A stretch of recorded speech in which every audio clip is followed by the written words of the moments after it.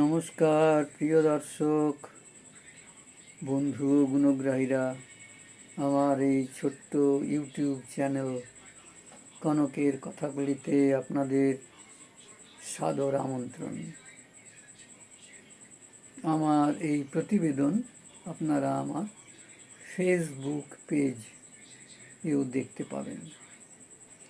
ইউটিউবে আপনাদের কাছে আবেদন, আপনারা সাবস্ক্রাইব করুন, লাইক করুন, কমেন্ট করুন।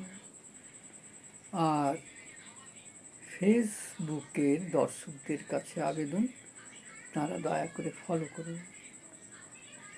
এগুলো করলে আমাদের এই প্রতিবেদন আর অনেকের কাছে পৌঁছায় এবং আমাদের ওই সমস্ত প্রতিবেদন করতে ভালো লাগে। যাই হোক, আজ আমি কোনো কিছু বলার আগে বলছি যে আমার এই আগের প্রতিবেদনগুলি যারা দেখেছেন, লাইক করেছেন বা কমেন্ট করেছেন, তাদের সকলকে অশেষ ধন্যবাদ। আলাদা আলাদা করে আমি ধন্যবাদ জানালাম না। আনন্দের বিষয় আমার কাছে যে আমার ফেসবুক পেজে দুই একজন বাংলাদেশের দর্শকেরাও হাজির। তাদেরকে আমার তরফ থেকে অনেক অভিনন্দন রইল। এই রকমভাবে আমাকে উৎসাহ দিলে আমি আরও প্রতিবেদন তৈরি করতে পারি। প্রিয় দর্শক বন্ধুরা, আজকের প্রতিবেদনে আমি একান্ত ব্যক্তিগত কিছু কথা নিয়ে আসছি। আপনারা হয়তো অনেকেই লক্ষ্য করেছেন, আমার আগের কয়েকটি প্রতিবেদনের বিষয়বস্তু ছিল আমার গাওয়া কিছু গান।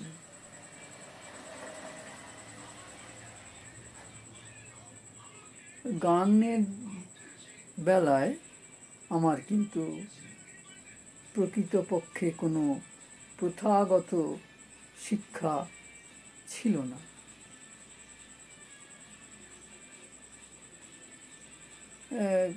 পরে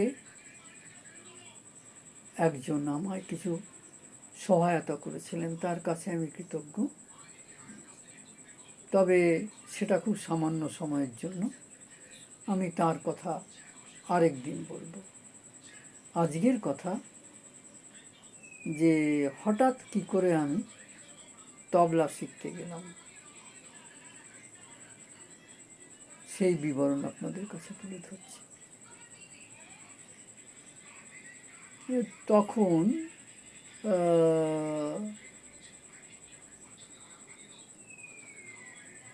74-75 সাল, সম্ভবত 74 সালই হবে।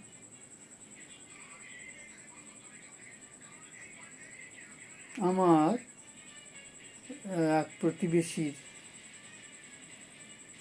একটি ছেলে আনন্দমার্গে চলে যায়। তাকে অনেক চেষ্টা করে সেখান থেকে ফিরিয়ে আনা হয় এবং তাকে ফিরিয়ে আনার পরে তার মন ঘরে বসাবার জন্য নানা রকম চেষ্টা করা হতে থাকে। তাদের মধ্যে একজনের মনে হয় যদি গান বাজনার দিকে তাকে প্ররোচিত করা যায় তাহলে হয়তো তার ভালো লাগতে পারে। সেই হিসাবে ঠিক করা হয় যে তাকে তবলা শেখানো হবে। এদিকে হয়েছে কি, আমাদের বাড়িতে আমার বড় বোন এবং ছোট বোন নিয়মিত গান শিখত।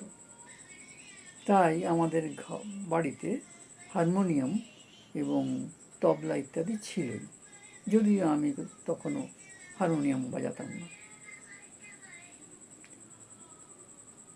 তো সেই প্রতিবেশীর ছেলেকে সাহায্য করার জন্য আমাদের বাড়ির এক জোড়া তবলা তাদের দেওয়া হলো। তারা তখনও কিনে উঠতে পারেনি।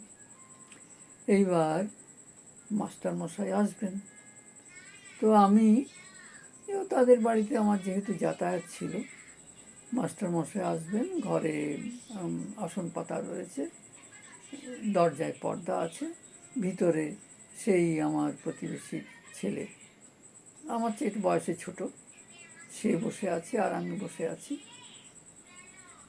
সামনে তবলা পড়ে আছে। এবার হয়েছে কি, আমি কোনোদিন তবলায় হাত দিইনি যদিও, তবে আমাদের পাশের বাড়ির এক দাদু ছিলেন, তিনি পুরনো দিনের জমিদার বাড়িতে কাজ করতেন, সেখানে গান বাজনা জলসা ইত্যাদির মুজরো ইত্যাদি হতো, তাতে তিনি উপস্থিত থাকতেন, ফলে গান বাজনার প্রতি তার আকর্ষণ ছিল।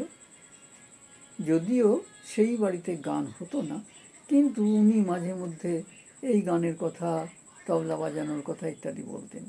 তো সে বলতে বলতে তিনি একদিন তবলার একটি প্রাথমিক বোল আমাকে বলেছিলেন, খুবই সামান্য, তেরে কেটে, আর কিছু না, তেরে কেটে,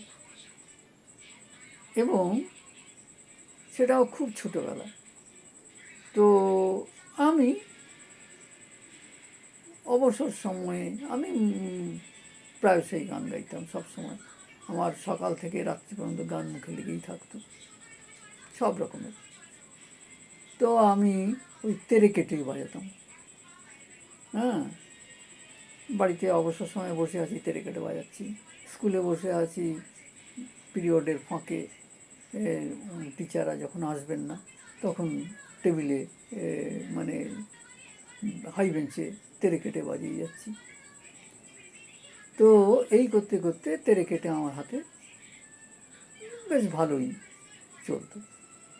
তো সেই দিন আমি ওই পর্দা ঘেরা, মানে দরজায় পর্দা দেওয়া ঘরের ভিতরে বসে মাদুরে আমি আর সেই বন্ধুটি বসে আছি, আমি তবলাটা নিয়ে তাকে দেখাচ্ছি, দেখ কী করে তেরে কেটে বাজাতে হয় বলে আমি তেরে কেটে বাজাচ্ছি। এদিকে কিছুক্ষণ পরে ঘরের দরজা পর্দা সরিয়ে সেই ছেলেটির দাদা ঢুকলো, ঢুকে ডাকলো আমায়, রঞ্জিত এদিকে এসো। আমি গেলাম, বাইরে বেরিয়ে দেখলাম একজন মধ্যবয়স্ক ভদ্রলোক দাঁড়িয়ে আছেন, মাঝারি উচ্চতা, শ্যামল বর্ণ। তাকে দেখিয়ে সেই ভদ্রলোক বললেন যে দেখো, তোমার জন্য ইনি আমার ভাইকে তবলা শেখাতে চাইছেন না। আমি বললাম, কেন, কী হলো? না, উনি বলছেন যে ঘরের মধ্যে যে বাজাচ্ছে সে এখানে থাকলে আমি তবলা শেখাবো না। আমি বললাম, কেন? তখন উনি বললেন, তুমি তেরে কেটে এরকমভাবে বাজাচ্ছ, তবলার প্রাথমিক এটা, যে এরকম বাজাতে পারে সে সব জানে, তুমি আমার বোল সব চুরি করে নেবে। ঠিক এই কথাগুলি তিনি বলেছিলেন। আমি তখন অবাক হয়ে গিয়ে বললাম, এবং বললাম মাস্টারমশাই হিসাবে সম্বোধন করলাম, যে মাস্টারমশাই, আমি কিন্তু সত্যি সত্যি তবলা বাজাতে জানি না, আমি শুধু ওই তেরে কেটেটাই জানি, এবং সেটা আমি দীর্ঘ কোনো তবলা ছাড়াই টেবিলে, ইটের উপরে, খাটের উপরে, বইয়ের উপরে বাজিয়ে আসছি দীর্ঘদিন। তখন তিনি বললেন, তাই? হ্যাঁ। এবং তখন আমার মাথায় কী একটা ঝিলিক মারলো, আমি জানি না, আমি কখনো গান বাজনা শেখার আমার ইচ্ছা হয়নি, কিন্তু সেদিন আমি বললাম যে আমি তো আপনার কাছে, আপনি যদি দয়া করে শেখান তাহলে আমি তবলা শিখতে চাই। তিনি বললেন, শিখবে? ঠিক আছে, তাহলে আমি শেখাবো। তার কাছে আমার শেখা শুরু হয়। তার নাম নিয়ামত আলী। তিনি কণ্ঠে মহারাজের ভ্রাতুষ্পুত্রের কাছে তবলা শিখেছিলেন। তার নামটা এখন আমি ভুলে যাচ্ছি, আমার ঠিক মনে পড়ছে না। তিনি আমাকে তখন আমাদের ওই দুজনকে তবলা শেখাতেন এবং তিনি খুব যত্ন সহকারে শেখাতেন। তার মনে হয়েছিল আমার হাত নাকি খুব মিষ্টি, আমি নাকি খুব ভালো, খুব সহজভাবে তবলার বোল তুলে নিতে পারি, তাই তিনি আমাকে খুব ভালোবাসতেন এবং অনেক সময় তার অযাচিত প্রশংসা বেরিয়ে আসত, যার ফলে কখনো কখনো আমার খুব লজ্জাও বোধ করতুম আমি, অহংকার হতো না কিন্তু। যাই হোক, তিনি আমাকে বেশ কিছুদিন শিখিয়েছিলেন, যেমন ধরুন তবলার প্রাথমিক যে বোলগুলো আছে সেগুলো দিয়ে হারমোনিয়ামের যেমন সরগম সাধনা আছে সেই রকম তিনি প্রথম থেকে শেখাচ্ছিলেন। তার দেওয়া কিছু বোলের মধ্যে ছিল ধা ধা দিন দিন না না তেনে তেনে ধাতের ধেতে টেকত ধা কত ধা কত ধা ধেতে টেকত ধা কত ধা কত ধা ধেতে টেকত ধা কত ধা কত ধা, এরকম আর কি।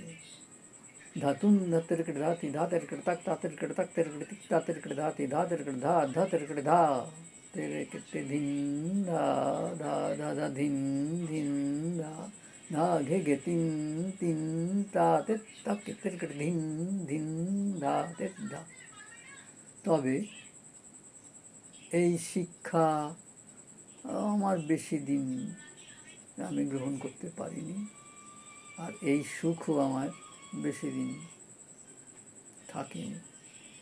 পারিপার্শ্বিক চাপে, কর্মক্ষেত্রের চাপে, আমি যেখানে আমার কর্মক্ষেত্র ছিল সারাদিন কাজ করার পর বিধ্বস্ত হয়ে আসতাম, তারপরে প্র্যাকটিস করার আমার সময় বা সুযোগ কিছুই থাকতো না, যার ফলে আস্তে আস্তে আমাকে সেখান থেকে সরে আসতে হয় এবং আমার সেই সুখের সোনালি দিনগুলোর অবসান হয়। এই রকমভাবে কাজের চাপে সুকুমার বৃত্তিগুলোর কীভাবে মৃত্যু হয় তার জ্বলন্ত উদাহরণ আমি। আপনারা আমার এই স্মৃতিচারণ শুনলেন, আপনাদের কেমন লাগলো লাইক করে কমেন্ট করে জানাবেন, ভালো লাগলে অবশ্যই কমেন্ট করবেন, ফেসবুকে যারা দেখবেন তারা ফলো করবেন। এরকম আরও স্মৃতিচারণের কথা আমি মাঝে মধ্যেই নিয়ে আসব। আমাকে এতক্ষণ সময় দেওয়ার জন্য আপনাদের ধন্যবাদ। নমস্কার।